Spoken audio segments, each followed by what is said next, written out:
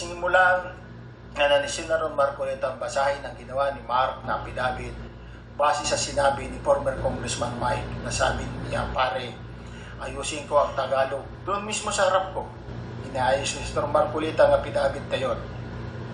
Sabi ni former Congressman Mike Defensor, si Mark kasi di marunong mag-Tagalog.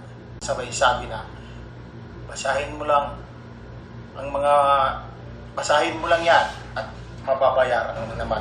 Ako ay napilitan na sabihin para sa kanya, sige po sir, kung ito ang paraan para makatulong ako, gawa ko dyan sir.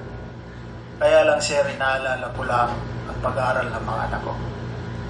Nag-promise ng CAS at educational scholar si former Congressman Mike Defensor. Voluntaryo ang aking gagawin at tinuturuan niya ako na kung ano lang ang nakalagay sa affidavit na ginawa ni Mark na asawa ng anak ni former Congressman Mike Defensor. Yan lang mag-focus. Sinagot ko, opo sir. Doon ko natansya na ginamit lang talaga nila ako sapagkat huli na ang lahat ng mga pangyayari at ako'y lubos na nagsisisi.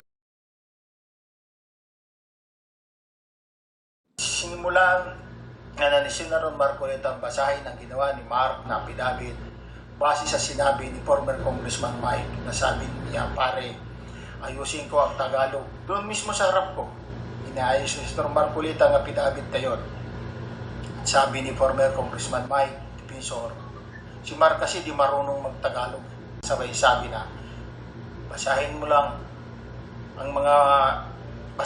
yan at mababayaran mo naman.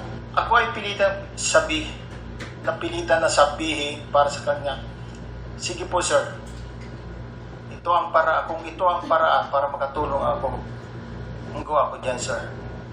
Kaya lang sir, inaalala ko lang ang pag-aaral ng mga anak ko.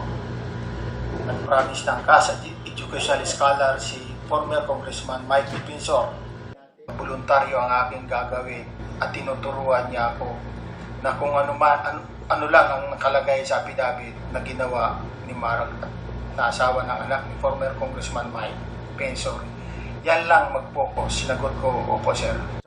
Doon ko natansya na ginamit lang talaga nila ako sapagkat huli na ang lahat ng mga pangyayari at ako'y lubos na nagsisisi.